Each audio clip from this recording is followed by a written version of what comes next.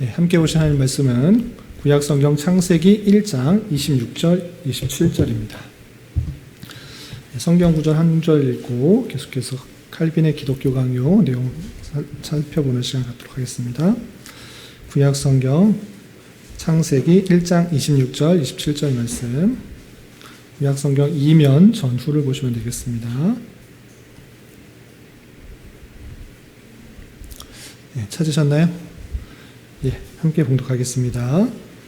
하나님이 이르시되 우리의 형상을 따라 우리의 모양대로 우리가 사람을 만들고 그들로 바다의 물고기와 하늘의 새와 가축과 온 땅과 땅에 기는 모든 것을 다스리게 하자 하시고, 하나님이 자기 형상 곧 하나님의 형상대로 사람을 창조하시되 남자와 여자를 창조하시고.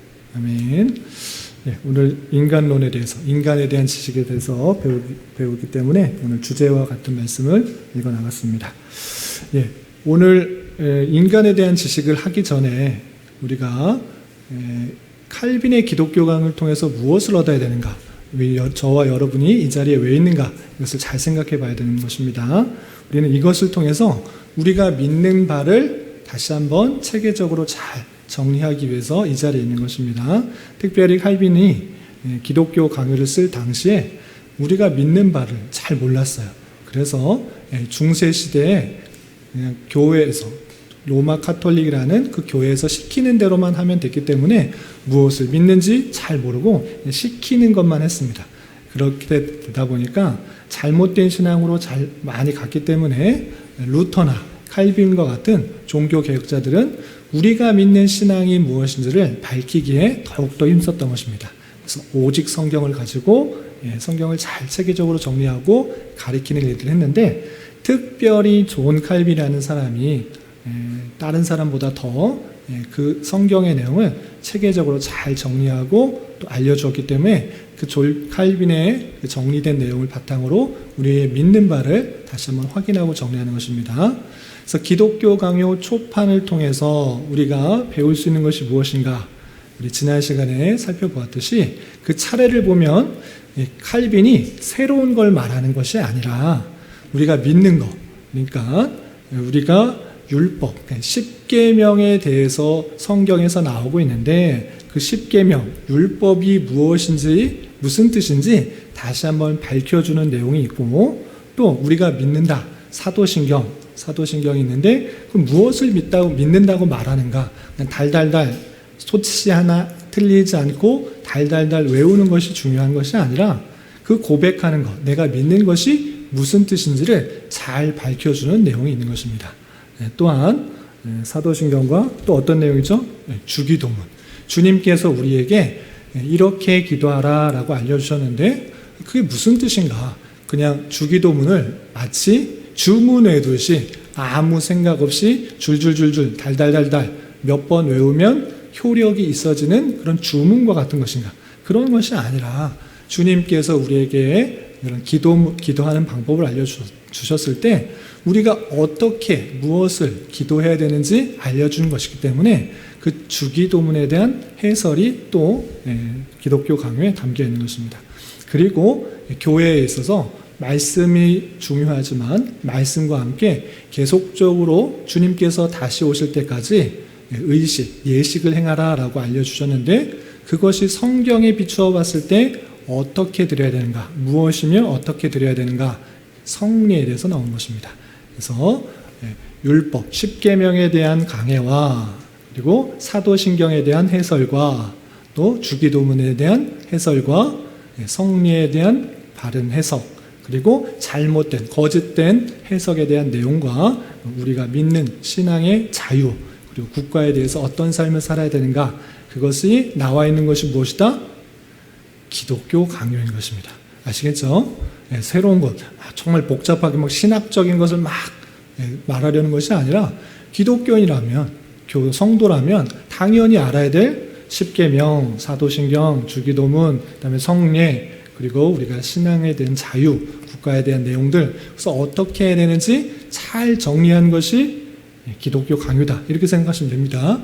그래서 너무 어렵게 생각하지 마시고 기독교 성도라면 마땅히 알아야 될 내용들을 잘 정리한 것이다. 이전에는 칼빈 이전에는 이렇게 정리한 사람이 있었다 없었다? 없었다. 물론 루터가 여러 가지 내용들 정리한 것이 있지만 칼빈처럼 잘 체계적으로 정리하지 못했기 때문에 우리는 칼빈의 도움을 받아 우리가 믿는 바를 잘 정리하는 것입니다. 아시겠죠?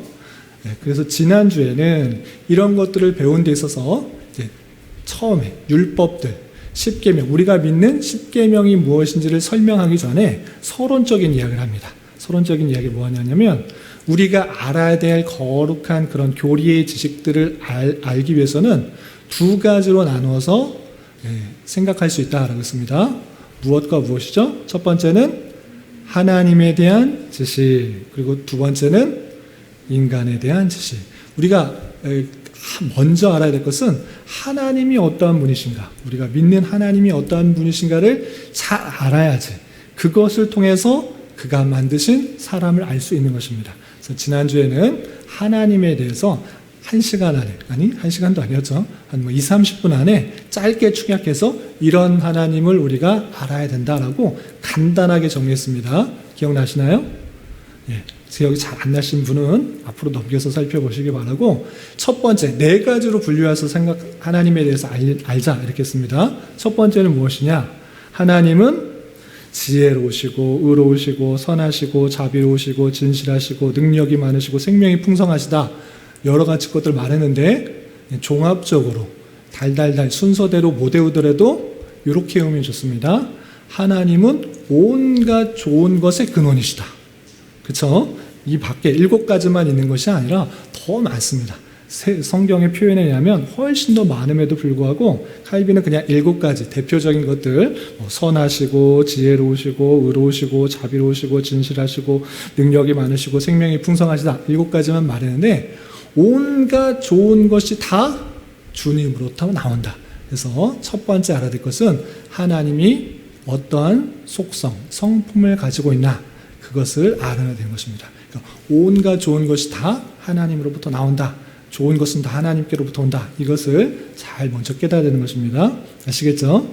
첫 번째로 하나님에 대해서 우리가 딱 머릿속에 인식해야 되는 것입니다. 그리고 그런 하나님이 무엇을 하셨는가? 창조를 하셨다라고 성경에 되어 있는 것입니다. 그 창조를 하신 이유가 무엇인가? 그것은 하나님의 영광을 위해 창조하셨다. 하나님께서 부족함이 없으신 분임에도 불구하고 창조, 하나님의 선하신 뜻 가운데 그의 영광을 나타내시기 위해 창조하셨다. 그래서 모든 피조물은 당연히 하나님께 찬송과 영광을 돌리는 것이 마땅한 것입니다. 그 아름다운 모습으로 제 기능을 할 때 그것이 원래 그 모습, 본연의 그대로 되었기 때문에 하나님께만 영광이 돌아가는 그런 모습 가운데 있는 것입니다. 그래서 두 번째 생각할 것은 하나님께서 창조하셨다. 하나님의 속성을 알아야 되고 하나님께서 창조하셨다. 창조하신 목적이 뭐라고요? 그의 영광을 위해.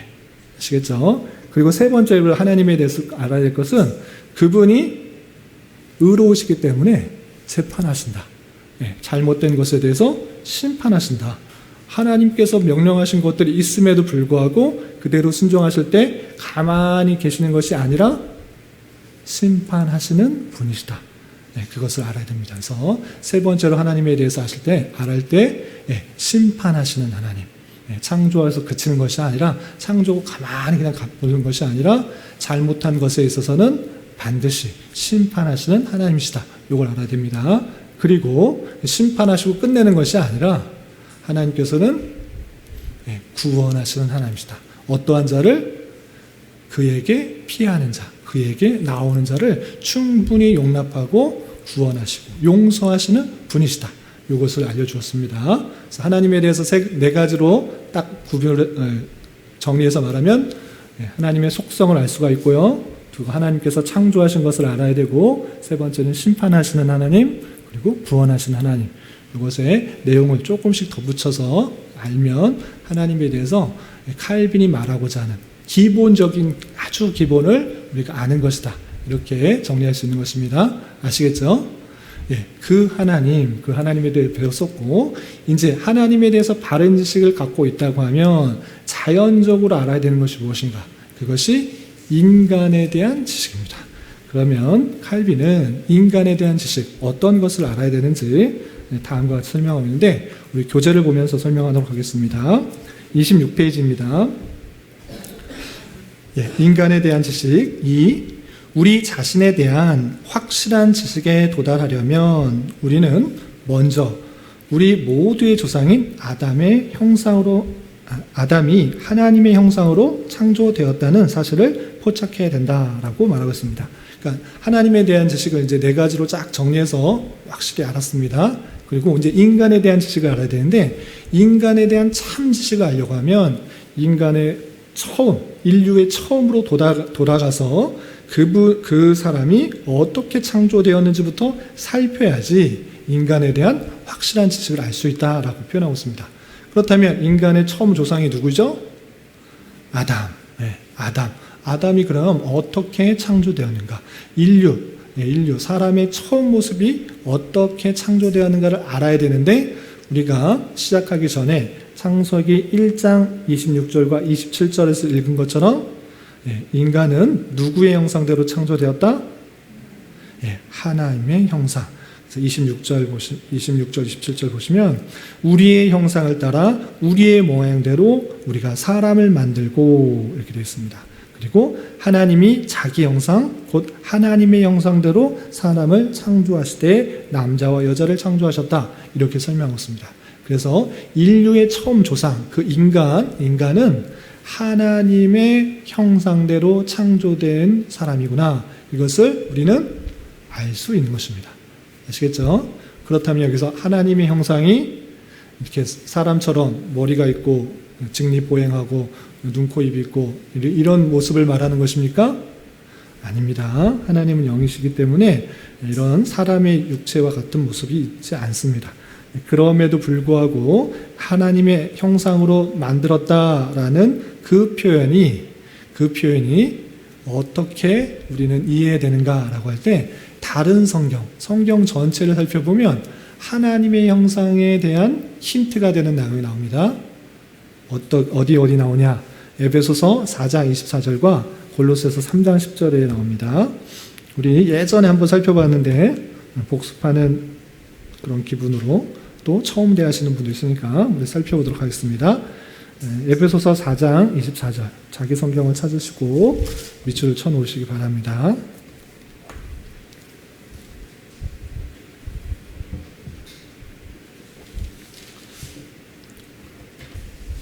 에베소서 4장 24절.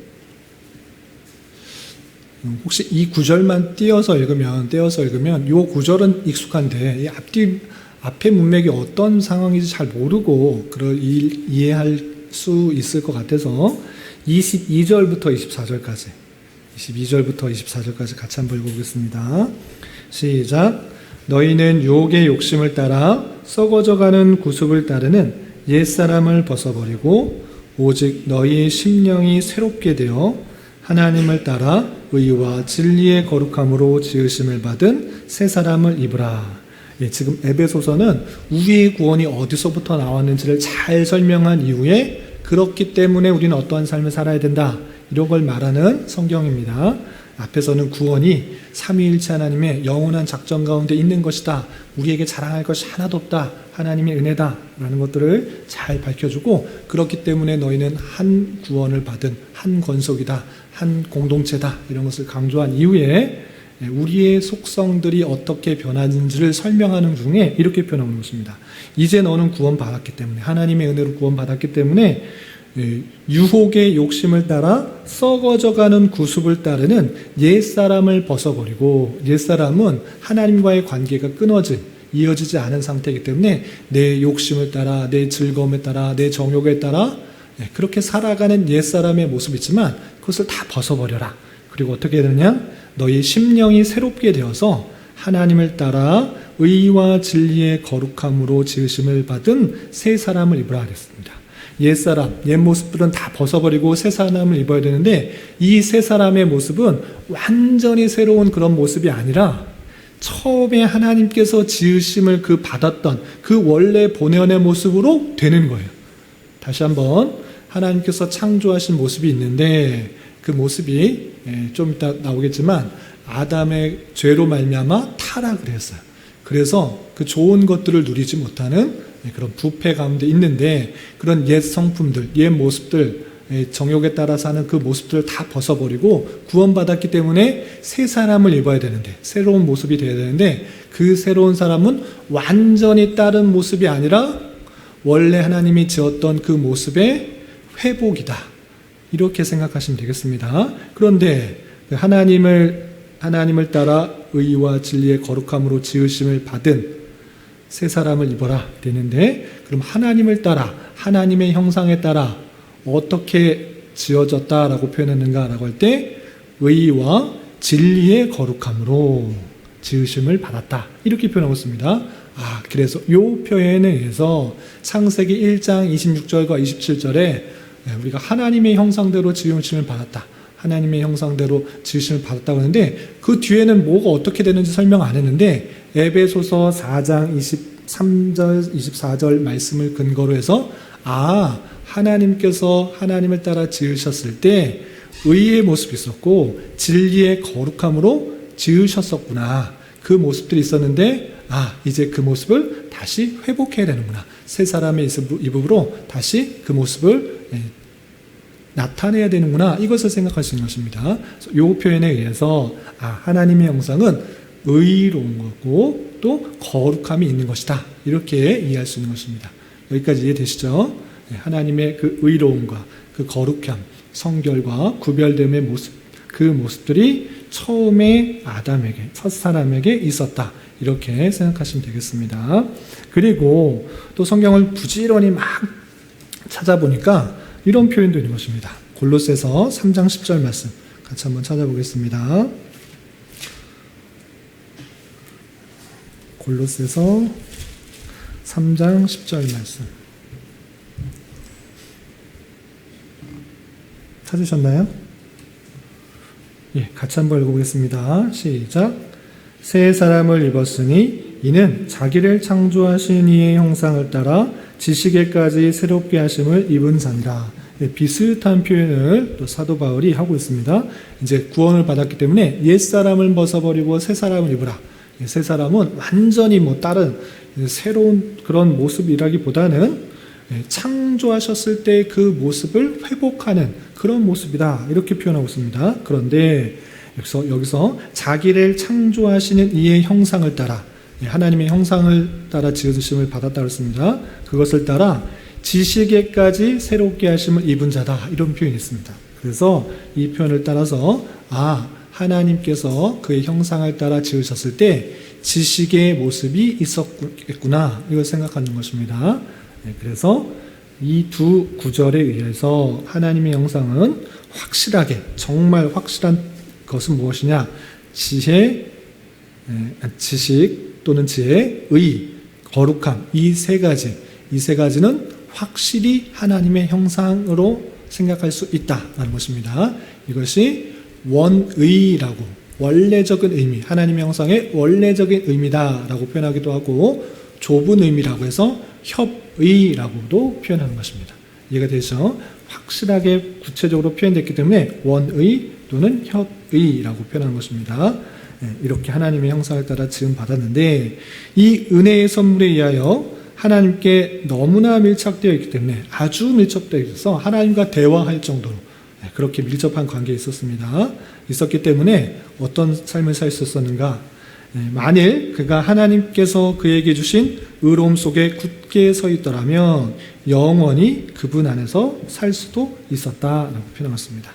그래서 하나님께서 우리를 주셨대 하나님의 형상대로 지었는데 지혜, 지식, 의, 거룩함 이 세 가지 형상으로 지으셨고 아주 밀접한 관계 가운데 있었기 때문에 영원히 그분 안에서 살 수 있는 그 모습 가운데 인간이 지음을 받았다.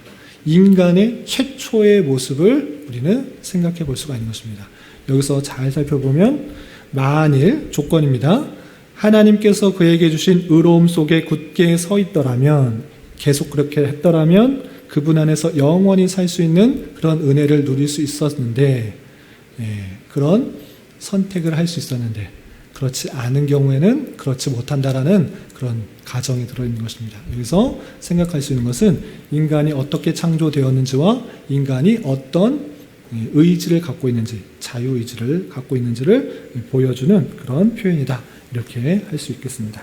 이렇게 최초에는 하나님께서 사람에게 자유의지, 영원히 그분 안에서 즐거움과 의로움을 누릴 수 있는 그런 은혜도 있었지만 그렇지 않을 그런 자유도 있는 것입니다. 그 다음 단락에서 바로 인간이 어떻게 타락했는지 나오고 있습니다. 두 번째 단락입니다. 그러나 아담이 실족하여 죄를 범했을 때, 그 죄를 범하게 된 내용은 과감하게 생각했습니다. 인간이 죄를 범하여서 타락하였을 때 어떻게 되는가? 하나님의 형상은 취소되고 지워졌다 라고 표현하고 있습니다. 하나님께서 주셨던 지혜의 거룩, 이것이 완전히 타락한 것입니다. 완전히 부패한 것입니다. 조금도 남아있지 못해서 우리의 지식과 우리의 의로움과 우리의 거룩함이 하나도 남지 않은 그런 완전히 지워진 모습을 말하고 있는 것입니다. 그리고 인간은 지혜, 의, 능력, 생명을 박탈당하게 되었고 결과적으로 무지, 죄, 운운, 죽음, 그리고 심판 외에는 아무것도 그에게 남아있지 않게 되었다라고 표현하고 있습니다. 여기서 전적으로 타락된 그 모습들, 원래적인 그런 의미에 있어서 그 모든 것들이 부패하고 타락하였기 때문에 전적으로 타락되었지만, 아까 하나님의 형상에 원의, 협의는 있지만 광의에 대해서는 말하지 않았습니다. 광은 넓을 광자. 그래서 넓은 의미에 있어서의 하나님의 형상도 추측해 볼 수 있는 것입니다. 성경에 구체적으로 하나님의 형상은 이거다라고 드러나진 않았지만 그럼에도 불구하고 넓은 의미에서 봤을 때, 성경을 전체적으로 봤을 때 이런 것도 하나님께서 사람에게만 주시는 독특한 은혜일진데 그것도 완전히 타락했는가? 그렇지 않다라고 말하는 것입니다. 그래서 광의적 의미에 있어서 예술이나 도덕이나 뭐 이런 이성이나 이런 것들은 완전히 부패했다라기보다는 부분적으로 타락했다 이렇게 표현하는 것입니다. 그래서 광의적 의미에 있어서 하나님의 형상은 잔존되어 있다. 이렇게 부패되고 또 부패된 그런 모습 속에서 하나님께서 은혜를 주셔서 예술이나 미술이나 또는 이성이나 과학이나 이런 것들이 발달될 수 있다 이렇게 말을 하는 것입니다. 이것도 루터주의와 또 로마 가톨릭의 입장에 대해서 지난번에 설명을 했기 때문에 생략하도록 하겠습니다. 혹시 모르시겠으면 끝나고 질문을 하시기 바랍니다. 이렇게 전적으로 타락한 모습 가운데 우리는 어떻게 드러나는가? 세 번째 단락을 보면, 따라서 아담에게서 난 우리 모두는 무지하며 하나님에게서 떨어졌으며 사악하며 부패했으며 모든 선은 결하고 없어졌다. 선이 없어졌다라는 것입니다. 그래서 사람이 아무리 많은 외적 경건의 모양을 갖추고 있다고 할지라도 그것은 위선 이외에 아무것도 아니며 심지어 하나님 보시기에 가증스럽기까지 한 것인데 그것은 여전히 부패하고 타락한 마음이 그 아래 도사리고 있기 때문이다 라고 표현하고 있습니다. 우리가 아담의 그 모습이 완전히 타락하였기 때문에 그에게서 난 모든 자, 인간의 혈육적으로 태어난 모든 자, 그냥 사람들, 그 모든 사람은 그 아담의 타락으로 말미암아 다 완전히 부패하고 타락하였다. 사악하며 선이 결여되어 있다. 이렇게 표현하고 있는 것입니다. 그래서 전적 타락의 개념이 나옵니다. 여기서 두 가지로 생각할 수 있는데, 아담의 그 타락은 대표의 원리로서 인간 전체를 대표하는 사람이었기 때문에, 전체를 대표하는 사람이 죄를 범하였기 때문에 그 인간의 전체가 죄인이다 라고 하는 대표성의 원리로 설명을 할 수 있습니다. 또 한 가지 혈육적인 모습에 있어서 당연히 인간으로 태어난 그런 모든 사람은 당연히 인간이기 때문에 그에게서 나가는 그 모든 사람들은 죄인이다 이렇게 표현하고 있는 것입니다. 그렇기 때문에 혈육적으로 태어난 그 보통의 사람들, 일반적인 사람으로서는 죄가 없지 않을 수 없는 것입니다. 다 죄가 있는 것입니다. 그래서 나중에 또 나오겠지만 죄가 없으신 사람이 필요했기 때문에 혈육적으로 나면 되겠습니까? 되겠습니까? 안 되겠습니까? 안 됐던 것입니다. 그래서 성령으로 잉태되시는 그런 성육신 하시는 그 예수님을 우리가 생각해 볼 수 있는 것입니다. 어쨌든 아담에게서 난 일반적인 혈육적으로 태어난 모든 사람, 똑같은 사람이기 때문에 대표의 원리에 의해서 모든 인간이기 때문에 인간은 다 죄인이다. 이렇게 표현하고 있는 것이고, 그 다음 문장이 중요합니다. 사람이 아무리 많은 외적 경건의 모양을 갖고 있을지라도 위선이다. 겉으로는 착한 척, 경건한 척, 의로운 척 하지만 그 마음속 깊은 곳에는 그렇지 않다. 더러운 것들이 많다. 착해 보일 뿐이지 그것은 다 위선이다. 오히려 그것을 착하고 의로운 것을 행하는 그 모습이면 오히려 더 위선적인 모습만이 드러날 것이다. 이렇게 말하고 있는 모습을 볼 수가 있는 것입니다. 하나님 보시기에 가증스럽다. 선한 척하지 마라. 의로운 척하지 마라. 하나님 앞에서 그렇게 떳떳하게 잘 산 것처럼 하지 말라. 이렇게 말하고 있는 것입니다. 그래서 인간으로서 당연한 자세는, 하나님 앞에서 당연한 자세는 무엇이냐? 나는 죄인입니다. 나는 연약합니다. 나는 부족합니다. 하나님의 은혜 없이는 나는 죄를 지을 수밖에 없습니다. 이렇게 고백하는 것이 마땅하지, 내가 하나님 앞에서 잘 살았습니다. 의롭게 살았습니다. 이렇게 행하면 안 된다라는 것입니다. 여기서 한 걸음 더 나가서 칼빈이 말하고 있는 것은 아니지만 한 걸음 더 나가서 우리의 삶에 적용하자면 이렇게 생각할 수 있습니다. 여러분들이 예배드리는 자리, 그 자리는 물론 은혜 받는 자리이긴 하지만 그보다 앞서 무엇을 해야 되느냐?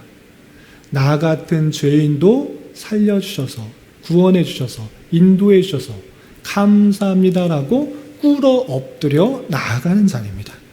하나님 앞에서 내가 마치 의로운 것처럼 찬송은 어떻게 드리나 보자, 저 목사가 어떻게 설교하나 보자, 누구는 어떻게 반주하나 보자, 어떻게 예배 드리나 보자. 예배는 보는 자리가 아니라 내가 철저히 죄인임을 고백하며 나 같은 죄인도, 나 같은 연약한 사람도 하나님께서 택하여 주셔서 구원해 주시고 살려주신 것에 대한 감사로 찬양과 경배를 드리는 자입니다. 내가 꿇어 엎드려, 바짝 엎드려 하나님께만 높이는 자리가 되어야 되는 것입니다. 남이 어떻게 되는 것을 생각하는 것이 아니라 내가 먼저 하나님 앞에 나아가서 엎드려서 경배하고 높이는 자, 하나님께 영광 돌리는 그런 모습들이 되어야 되는 것입니다. 내가 예배 자리에 앉아서 아무런 죄 없는 것처럼 편안하게 잘 산 것처럼 허리 꼿꼿이 서서 팔짱 끼고 앉아서 다리 꼬고 앉아서 예배를 보는 자세를 가지면 안 되는 것입니다.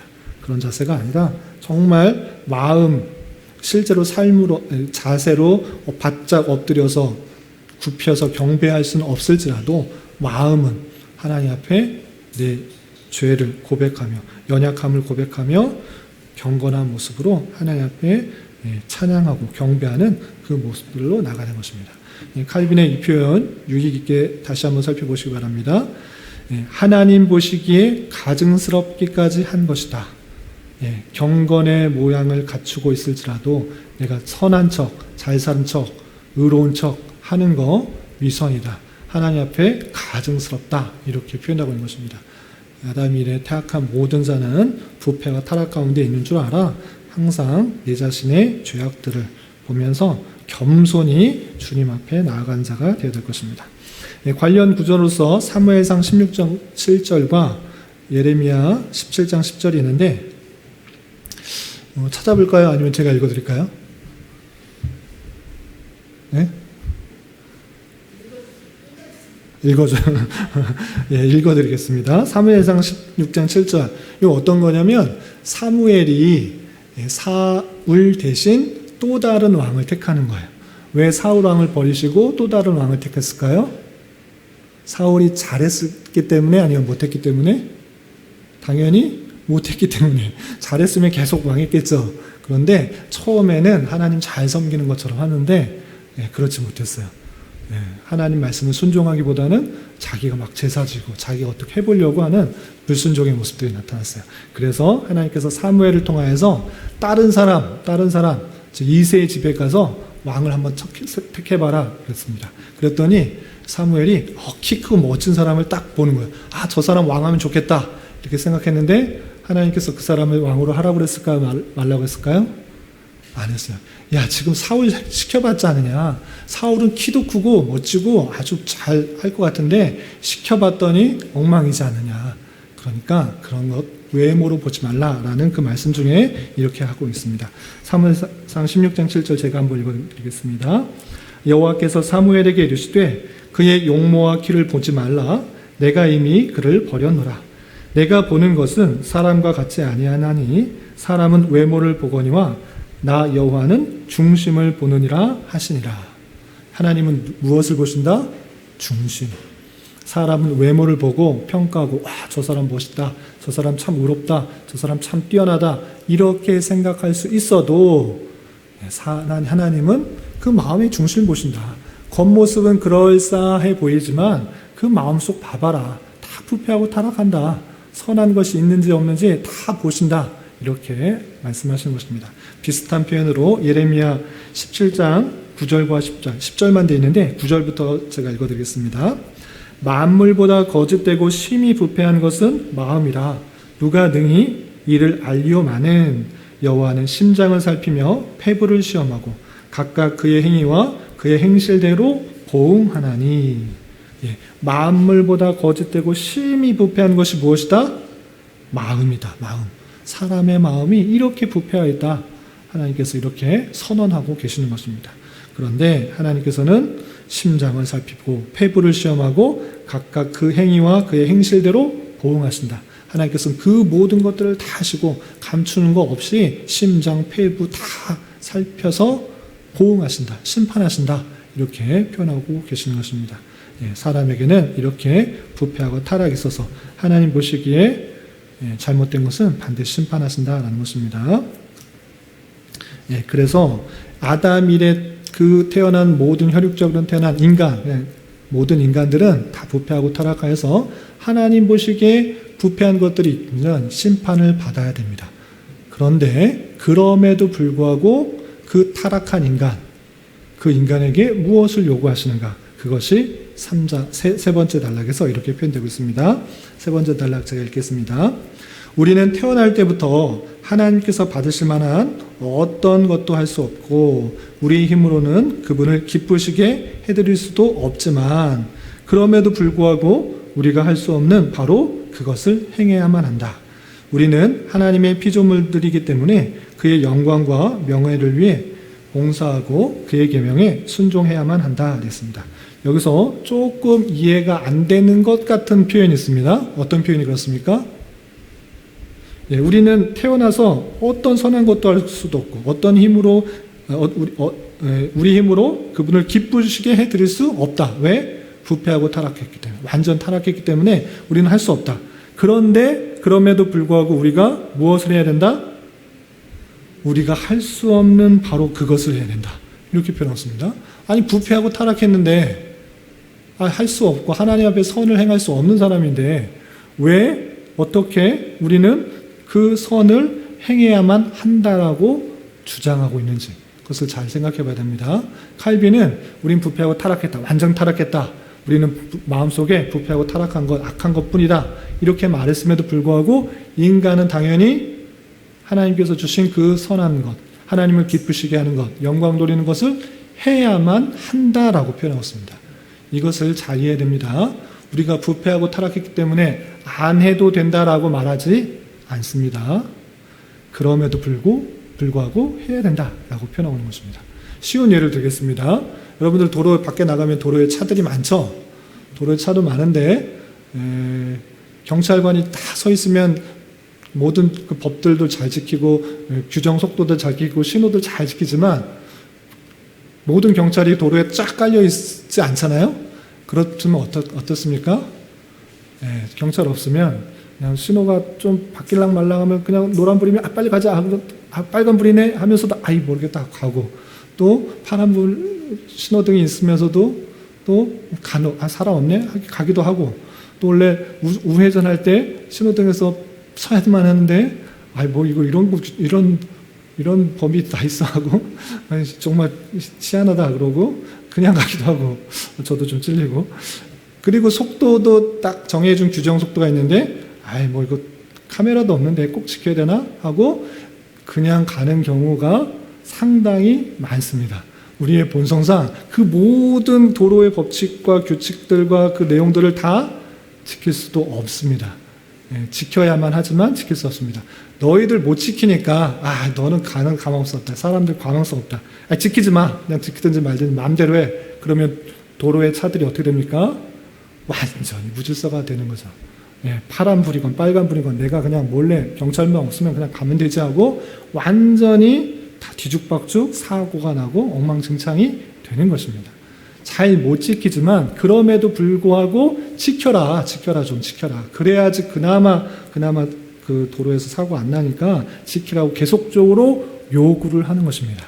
마찬가지로 하나님께서 인간들이 마땅히 지켜야 되고 마땅히 왜 만들어줬는지를 알려줬기 때문에 그 모든 계명을 지킬 수 없음에도 불구하고 계속적으로 지켜야 된다고 알려주는 것입니다. 부패하고 타락했지만 그럼에도 불구하고 우리는 할 수 없는 그것을 행해야 하는 사람인 것입니다. 그렇기 때문에 그 요구에 비추어서 내가 못 지켰기 때문에 나는 다음과 같이 나는 죄인이구나. 나는 형벌을 받아야 되구나. 하나님의 심판을 받아야 되구나. 이것을 생각할 수 있다는 것입니다. 그 내용이 다음 단락에 이렇게 되어 있습니다.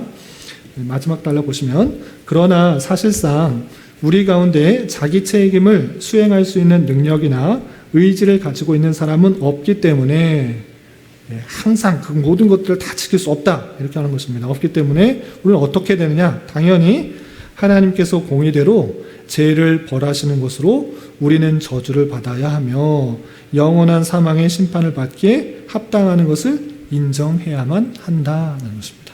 우리는 마땅히 그를 지켜야 될 의무가 있는 것이기 때문에 타락했으니까 지키지 마 이것이 아니라 타락했음에도 불구하고 지켜야 될 의무가 있으니까 그것대로 행하지 않으면 당연히 하나님의 심판을 받아야 된다. 저주를 받아야 된다. 영원한 사망에 이르게 된다. 그 말씀을 인정해야 된다는 것입니다. 하나님의 말씀이 무엇이기에 하나님의 율법이 무엇이길래 도대체 무엇인데 자꾸 내가 죄인이고 저주받아야 되고 심판받아야 되냐고 말합니까? 라는 내용, 그 율법을 설명하기 위해서 지금 서론적으로 계속 얘기하는 것입니다. 그래서 하나님께서 말씀하시는 그 율법 그리고 그 십계명의 대표적인 내용들이 무엇인지 세부적인 내용들은 다음 주와 그 다음 주에 계속적으로 이어지는 것입니다. 오늘 내용에 있어서는 하나님이 이러한 분이신데 하나님께서 만드신 사람 처음으로 선한 대로 하나님 형상대로 만드셨으나 부패하고 타락 가운데 완전히 그 일들을 하나님의 형상들을 다 잊어버리고 타락하여서 스스로 선행을 할 수 없는 부패와 타락 가운데 있지만 그럼에도 불구하고 하나님께서 주신 그 율법들을 그 계명들을 하나님께 영광 돌리고 찬양하는 일들을 해야 되는데 행하지 못함으로 우리는 마땅히 저주를 받아야 되고 심판을 받아야 되는 존재다. 이것이 인간의 창조와 타락에 있어서의 지식이다. 이렇게 정리하면 되겠습니다. 이해가 되시나요? 되셨죠? 그러면 시간이 좀 많이 지났지만 우리 짧게라도 뒤에 앉아서 대화하는 시간을 갖도록 하겠습니다.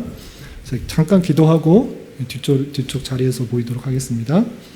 하나님 아버지 감사합니다. 오늘 칼빈의 기독교 강요의 내용을 통하여서 인간에 대한 지식에 대해서 살펴보았습니다.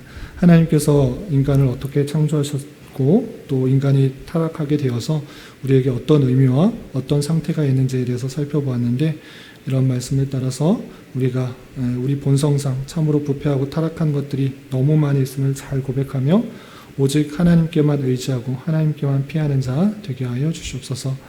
이제 소그룹으로 모여서 또 대화하려고 합니다. 이 시간에도 함께하여 주시옵소서.